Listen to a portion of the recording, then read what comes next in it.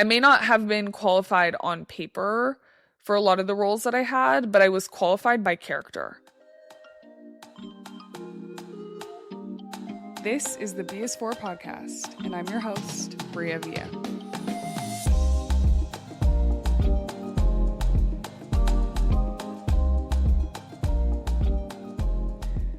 Hey y'all, welcome back to another episode of the BS4 podcast. I'm your host, Bria Villa.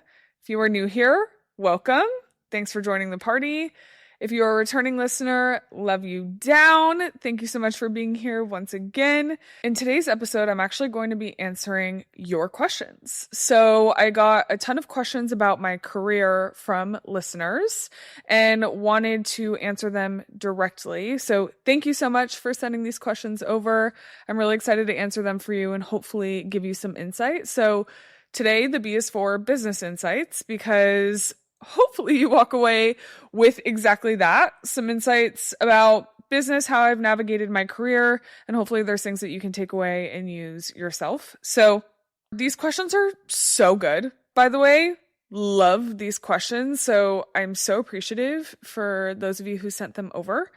I got a few repeat questions, so I've condensed them, but some of them are just my overall advice, and then some are very pointed about just my career and what I've learned from it. So without further ado, let's just get straight into it. What was my first job out of college, and how did it shape me today? So my first job out of university was... And I feel like I have to give a little bit of backstory. So my major in university literally did not apply to the role that I started doing right out of college. So for those of you who are in school or have never gone to school and you're trying to navigate stepping into your career, specifically the corporate space, typically your degree doesn't necessarily have to align with the role that you're doing unless you're going into law, medicine, or science. So unless you're trying to be an engineer or a lawyer or a doctor, your degree doesn't necessarily need to have a direct correlation with the career you're going into afterwards, which a scam. But anyways, I love learning, so I actually loved university, but my major was in information science and technology, and literally did not use that in my first role out of college. So my first role was, I was a recruiter, and I started off recruiting. I essentially worked with major corporations who had hiring needs and help fill their roles for them. So I wasn't an in-house recruiter for a specific company. I worked for a staffing firm, which basically helped fill positions and get people jobs in all different types of organizations and companies. So I started off recruiting, which I never envisioned myself doing. I never pictured myself being a recruiter, but the reason why I took this role is because they actually reached out to me. This company did. They reached out to me on LinkedIn. They said that they had this position and that there was an opportunity for career growth. So you start as a recruiter, but then you eventually transition into account management, which is a sales role. So you work with a bunch of different customers, you help them fill their positions, and then you're able to earn commission based off that. And so to me, the thing that interested me most was the sales aspect of it, because I wanted to make a lot of money. Prior to this role, I actually interned at Vera Wang and thought that I wanted to get into fashion, thought that I wanted to get into the business side of fashion, but ultimately realized that maybe that wasn't the industry for me post-college. And so this opportunity was one that I actually took because I wanted to get the interview practice. Like, I wasn't even actually interested in the role in the beginning, because I was like, what's recruiting? Like, that's not sexy at all. I don't know what that is. Like, I have never had interest in that, but like, seems like a cool opportunity. The sales aspect seems interesting. So let me just like take the interview and go from there. I ended up really loving the opportunity, ended up taking the role. And yeah, like, I never expected myself to be doing that, but ultimately that's just how it worked out. How did it shape me? I think Something that we have to realize, especially early in our careers, is almost never are you going to be doing the job you love most as your first job out of university. Early in your career, it's going to take you navigating the corporate space. If you're trying to get into the corporate space, it's going to take you navigating that for a while to really figure out what's right for you and what you're actually interested in. And so oftentimes I tell people your first job out of university or your first corporate job is very likely not going to be your dream job, but it'll teach you so many things and prepare you for what could be your dream job or eventually turn into your dream job, depending on obviously what you're looking for. But it shaped me in a lot of ways because I learned so much about business. I learned all different types of organizations, the types of roles that they hire for, what the hiring process looks like, how they operate, so like what their processes and procedures are, how budgeting works, and how to manage like my own book of business. So I had a clientele that I had to meet their needs and accommodate to them, and they all had different needs. And so it taught me so much. Like foundationally, it was an excellent first role because it taught me so much about business in general. Even if I wasn't the one performing all those roles, it's the fact that I got access to see all the different types of positions that people hire for, what they do, how they operate, what their skill set is. So it gave me business acumen that I don't think I would have gotten anywhere else. It definitely shaped my outlook on business and gave me a lot of business acumen that I didn't have prior. So that's how it shaped me for sure. Which goes into the next question. Did I plan on doing consulting or did I fall into it? I definitely fell into it. It is not something that I planned. Again, it's not something that I anticipated myself doing, but it became very clear to me once the opportunity arose that it's something I'd be not only good at, but something that my innate skills align with. So I'm very much so a problem solver. My Enneagram, and if you've never taken your Enneagram test, I recommend doing it. I think I've talked about this in a previous episode, but it's essentially a personality test. There's 9 types of personalities in the Enneagram scale. And when you learn about your Enneagram, it tells you a lot about how you operate specifically in business. And I'm an Enneagram 8, which is a challenger. And a challenger is someone who loves a challenge and who also poses challenge, breaking the status quo, finding new ways to do things, trying new things, breaking the box. Like that is very me. It's always been me in every aspect of my life, not just business. And so consulting is so aligned with just my innate skill set because I feel motivated. I feel inspired. I feel excited about a challenge and having to solve for that challenge. I love solving hard problems. It's fun for me. So consulting is cool because essentially that's literally my entire role is there's business problems that we have to solve for. And I come in and help my customers figure out how to solve for those business problems. And a lot of it has to do with personnel. I'm definitely more of like a people. So I think there's 3 buckets to make change in a business: people, process, technology.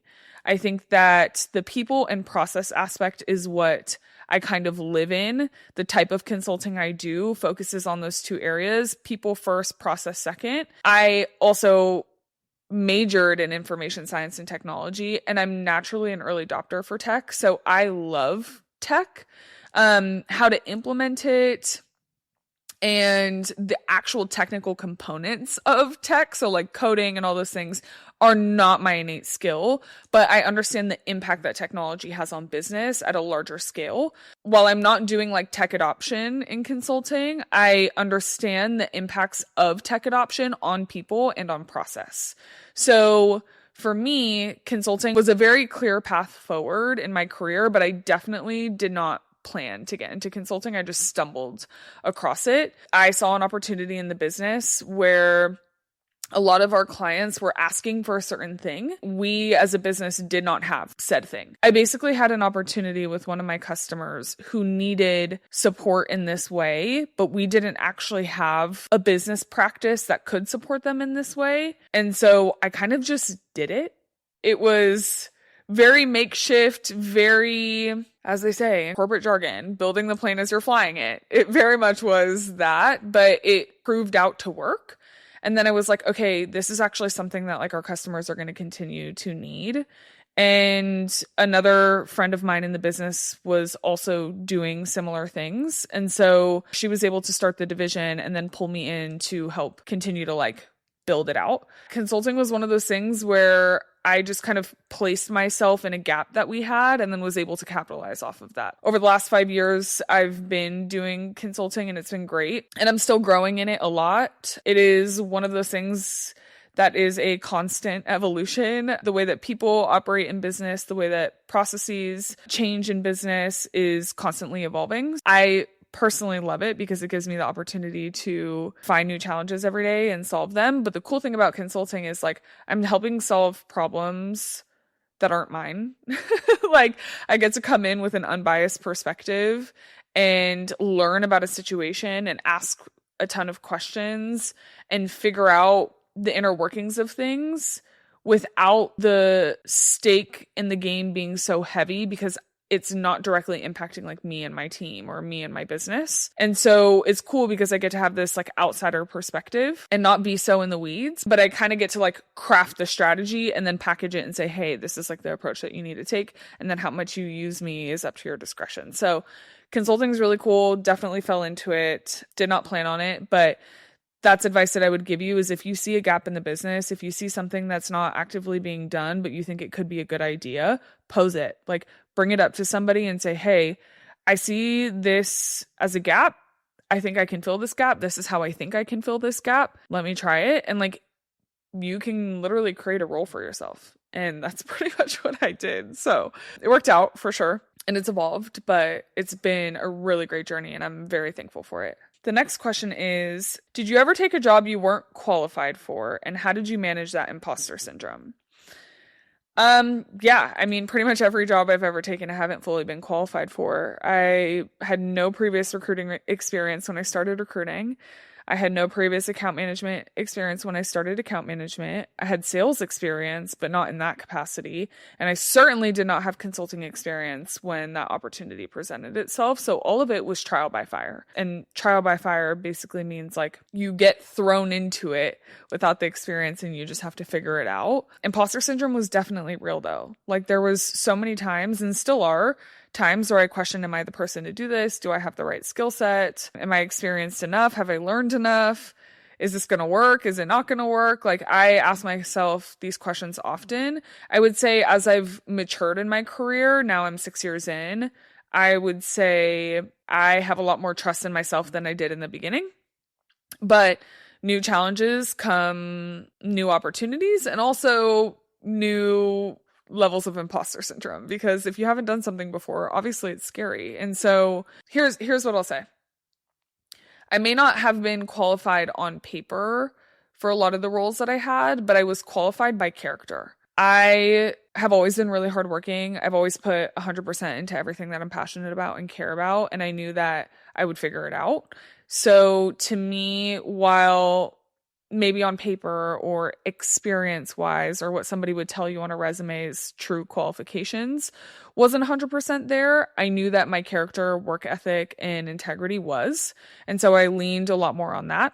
And ultimately it worked out. So if you're questioning like, oh, I'm not qualified for this, like I have no experience. Well, majority of people who started in roles also didn't have the experience. Like they didn't know what they didn't know and they just got into it. And of course there's people who have 20 years of experience in the corporate space and have plenty of experience doing certain roles or with certain technology or with certain types of processes.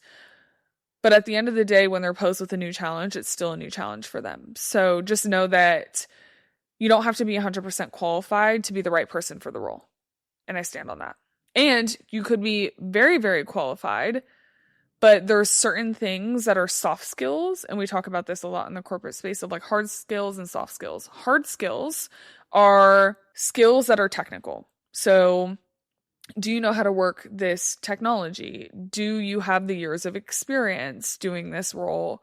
Have you done this before? Like very technical things, like can you do the actual functions of the job? But then the soft skills are the things that you can't plan for. It's the problem solving. It's the customer interaction or the customer facing piece, where it's like, do you have the personality or the ability to connect with people? Those are things that are not tangible that you can put on a resume, right? And so I know and have had confidence in the fact that my soft skills have been there, even if my hard skills aren't. And so controlling what you can control is polishing those soft skills to really make sure that you're capable in the rooms that you're in to hold your own, even if you don't know everything, even if you don't have the total set of skills that's required. There are things that are not teachable. There are things that are very difficult to teach, and a lot of that is soft skills. I have hired people in my day and have learned that I would prefer someone who has excellent soft skills and lacks on some of the hard skills, because that's something I can teach, versus the other way around. So if I were to give you any advice, it would be polish the soft skills for sure. The next question is, how did you decide to move around, and was it scary? And I think this is referencing moving roles and moving states. So following graduation, I was thinking about going back to California or going to Miami. And then ultimately this opportunity posed, the recruiter role was in Phoenix. And I went to the University of Arizona. Phoenix was only 2 hours from where I went to university, and was like, okay, you know what? Like, I'm going to try something new. I'll move to Phoenix and start this role here. And that was definitely different for me, because obviously that wasn't home, but a lot of people that I went to undergrad with also ended up moving to Phoenix for jobs too. So I still had some level of that like university community there. But I knew it was not a place that I ultimately wanted to settle down. Like, it was not a city that I saw myself being in long term. And then the opportunity presented itself for me to start this division, do the consulting role, and move to Atlanta, because Atlanta is where our headquarters is. And I, at first, was like, I could not see myself moving to Atlanta. Like, I would never move to Atlanta. And I also was at the peak of my sales career. I was doing really well in account management. On paper, everything looked like I shouldn't have moved, because I would be taking a pay cut. I would be moving to a city where I don't know anyone. And I had just bought a house in Phoenix. So I would have to sell my home and like completely start fresh again. But I knew that the opportunity would be worth it. I knew the exposure would be worth it, because moving to headquarters, all of our executives sit there, and I would be starting a new division. So I would be grown exponentially. I'd be developed by the best leaders in our company. I would be rubbing elbows with them because I'd be so close to them. And I knew that moving to a new city would give me an experience that I hadn't quite gotten yet. And so although on paper it didn't look like it was a smart decision, it ultimately was the best decision I've made for my career. The opportunity, like I said, that I got, the exposure that I got, the lessons that I learned, my career got put into a slingshot. Like, by taking this opportunity, I was developed so much more and stretched so much more than I could have even imagined. And I had to mature career-wise, developmentally, so quickly. I had to mature as a leader so much faster than I would have if I stayed in my former role. And that was challenging, but it was so worth it. And I learned from some of the best people in the game and built really strong relationships with some of the best people in the game. And so certainly worth it. I think any opportunity that scares you is probably worth doing. And so it was really scary for me. It was scary moving all the way across the country. My entire family is in California or West Coast based, like immediate family. All my friends are West Coast based. So it was definitely like a huge, huge risk, but such a great risk to take. High risk, high reward.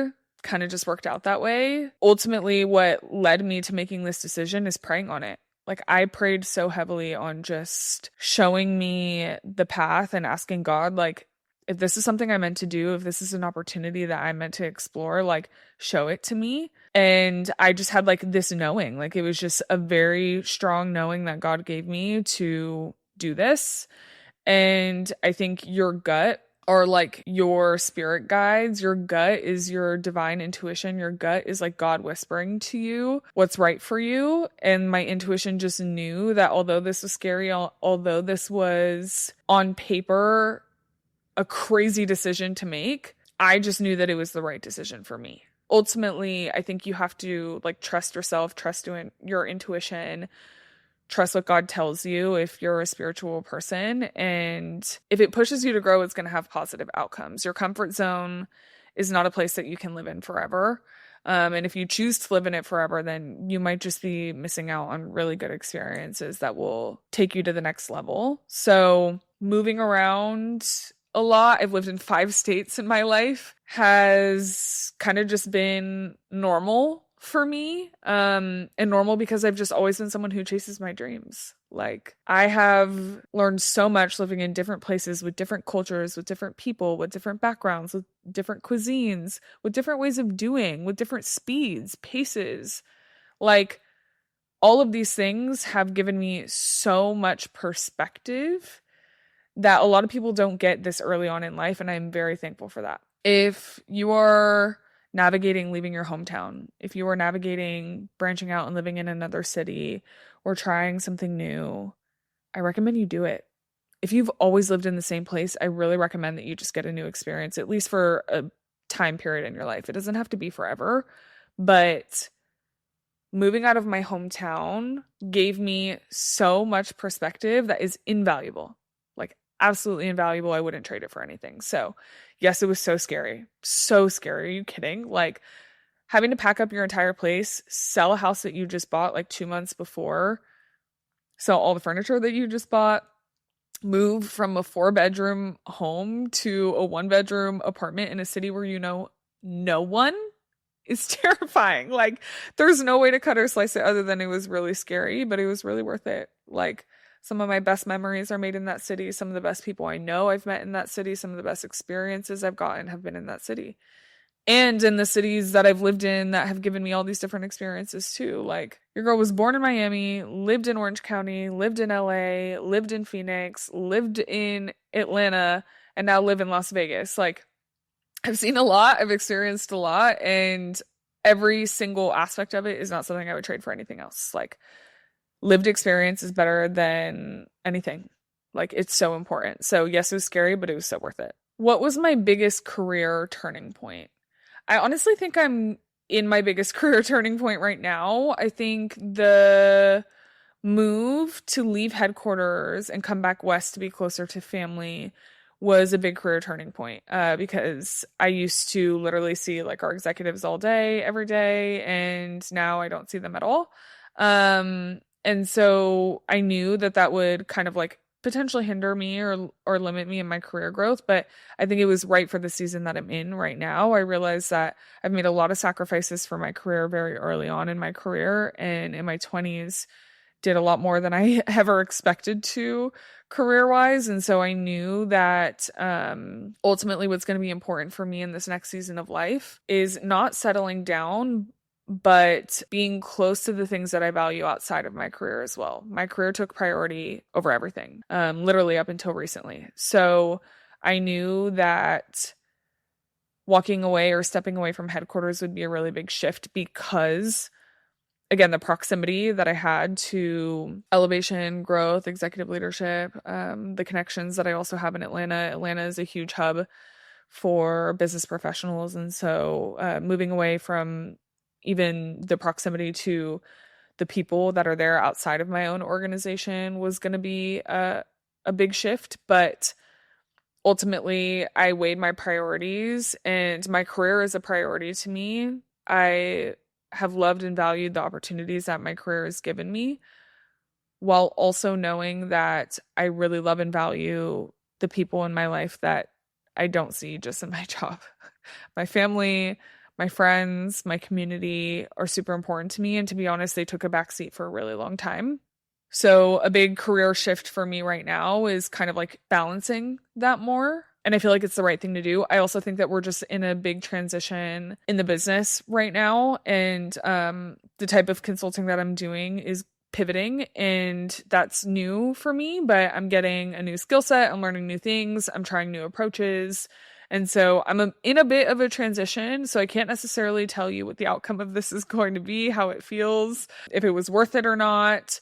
Right now, I can tell you it's worth it. Right now, I can tell you that I made the right decision wholeheartedly. I have zero doubts about that. I don't question it for a second.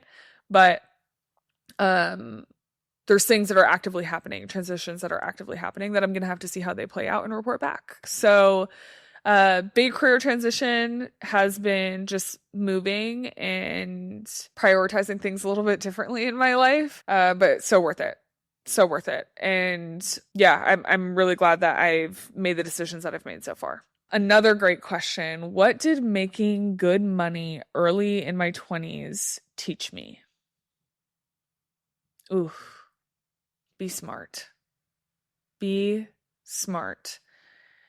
I made smart decisions early on and then made really dumb decisions as time went on. But certainly not as dumb as like what I've seen. So I think I'm actually still navigating how I view money. It's shifted a lot for me, but I was making so much money so fast. I was like 24 years old, making $750,000 in a year. Like I was making stupid money fast. So I think something that I should have been better about is budgeting, for sure. Something that I could have improved on is making my money work for me more.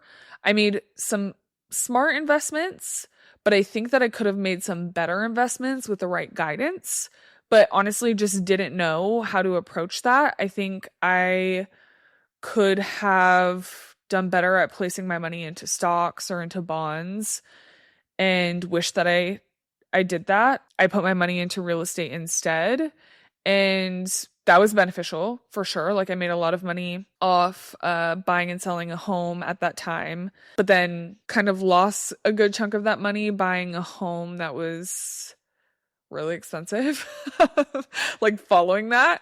So I think just better money management would have been good for me. I do have a financial advisor. I did make some investments. So like took out a life insurance policy and things like that, which I'm thankful for. And like have maxed out my 401k every year. So I did the right things, but I think that there's more strategic ways to manage your money that I should have done. I bought crypto at the wrong time and sold it at the wrong time. I wish I still had that crypto right now. So, yeah, I also think when it comes to money, it's really good to understand your relationship with money. It's good to get mentors who have learned how to manage their money and made the mistakes that you like don't need to make. You could just learn from them. So I wish that I did more of that. And I feel like I'm on that journey right now actually, but I also learned that like money is fleeting. It comes and goes. There are so many things that I define as wealth that are outside of money. And so if I've learned anything, it's that money provides you stability and security to do the things that you want in life, which I appreciate and like money for that reason. But money is not everything. You will always have seasons where, you know, it comes, it goes. And making a lot of money really early on was great. I just wish that I had a little bit more knowledge on how to manage it when I did make it or when I was making that much money. Granted, I have made some smart decisions. It's not like I blew all of my money, but there are things that I probably could have done better. I know I could have done better and wish that I did that, but money is not everything. I promise you money is not everything.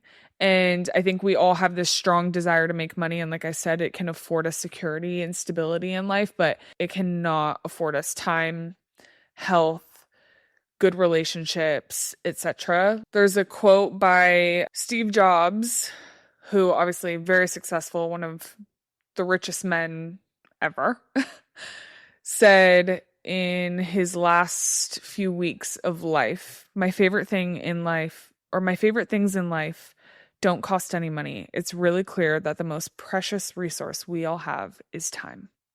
And so made a ton of money and it was great, but there's also a lot of things that I sacrificed in making all that money. And now I'm okay with a little bit more balance, for sure. Have I ever felt stuck or wanted to pivot? Plenty of times. Plenty of times. And I could really get into advice on what to do when you are feeling stuck, when you do want to pivot, but I already did. So go listen to episode 24, career advice, if you are trying to figure out what to do when you're feeling like you're stuck or need to pivot in your career. Please. Play by play. It's like honestly gold. Not even tooting my own horn. Like that episode is just so good because it's advice that I got from someone else that I'm just like reiterating in my own words. Like she gave me gold advice. Please go listen to it. This question is so good. Do you feel quote unquote successful? How has your definition of success changed? I certainly feel successful.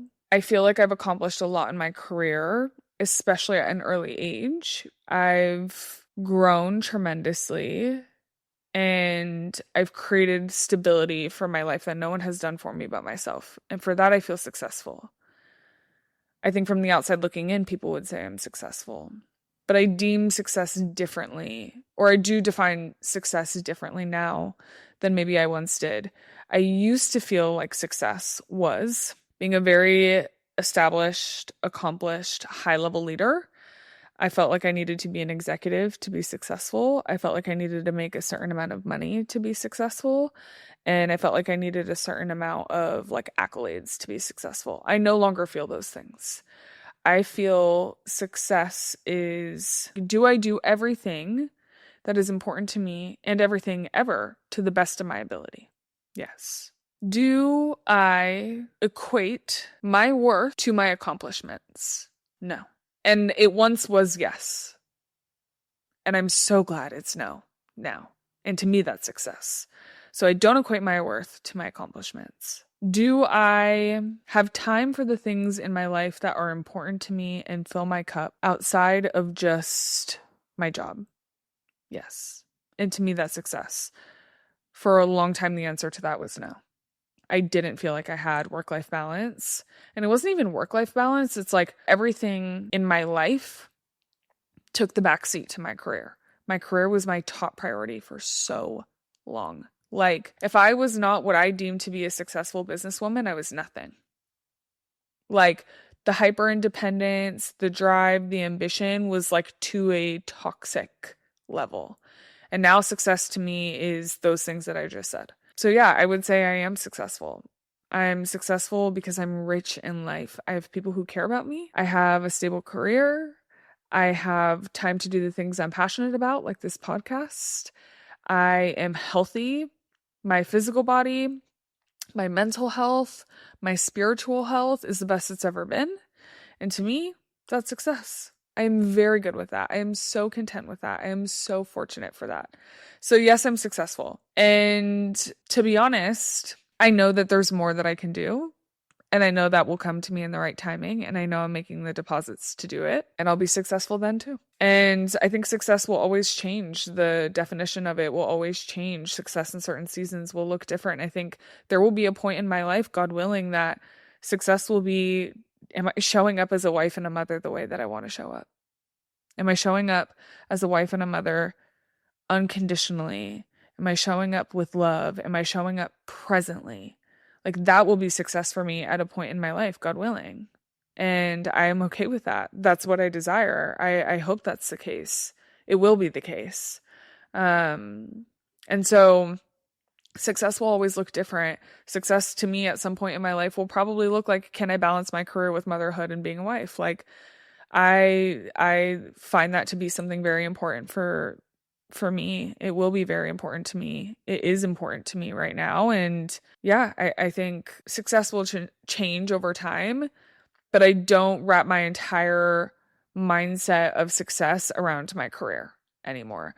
I think being a versatile woman in all facets of life is successful. And I feel like I'm doing that and will continue to do that. And I'm excited to see how much more of that I will do in the future, in the very near future.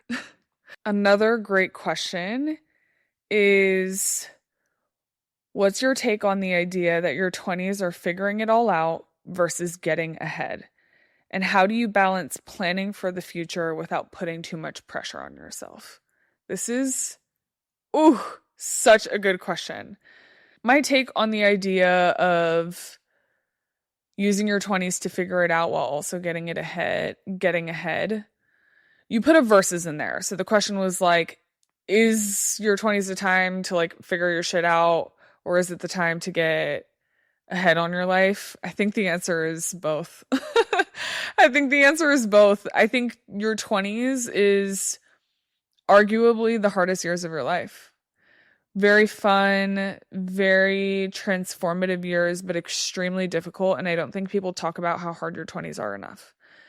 You are thrown into adulthood and figuring out the realities of being an adult while very financially unstable and while still developing your frontal like your frontal lobe.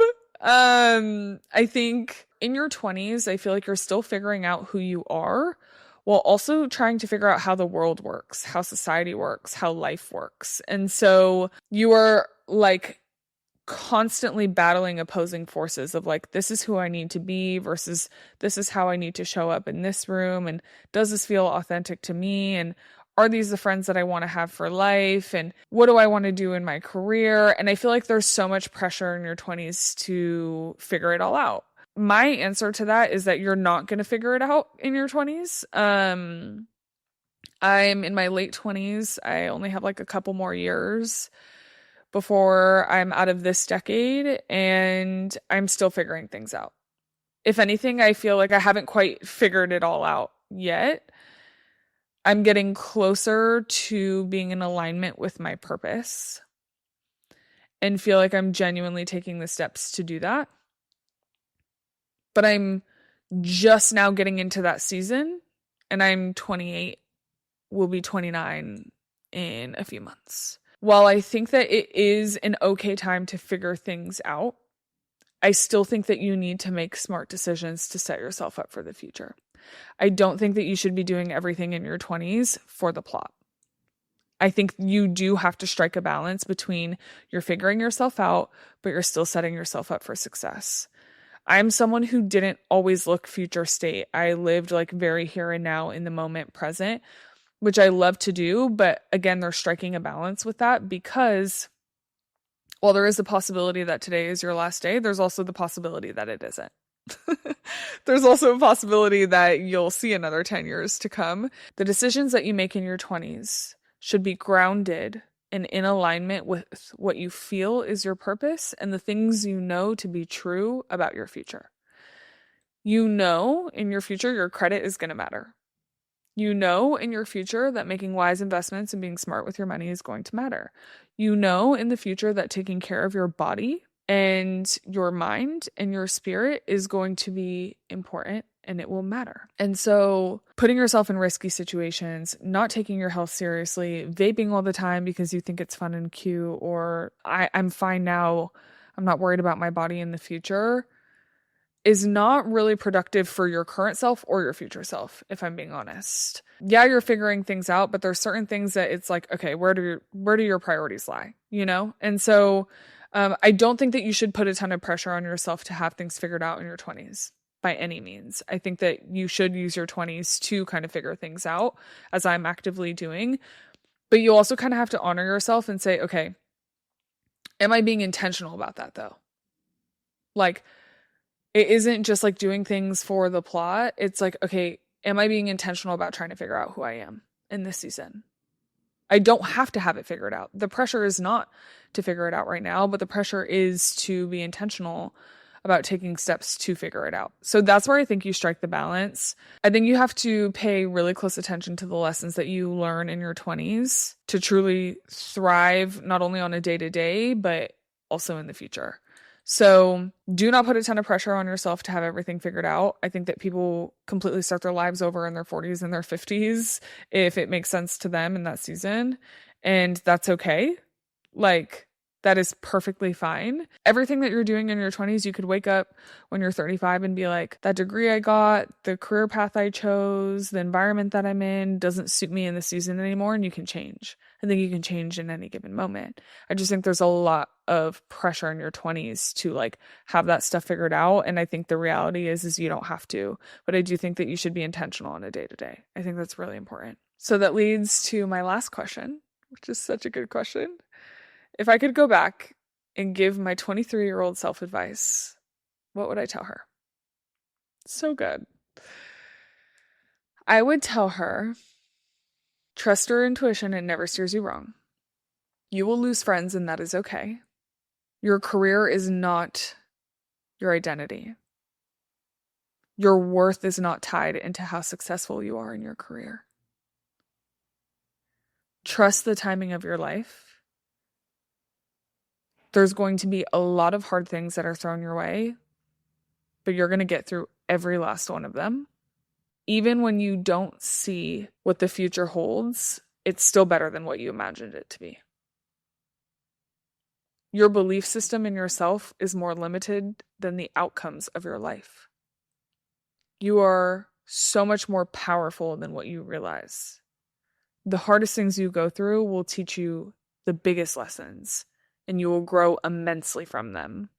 Who you are as a woman, who you are as a professional, who you are as a person is only for you to define, not for anyone else to define.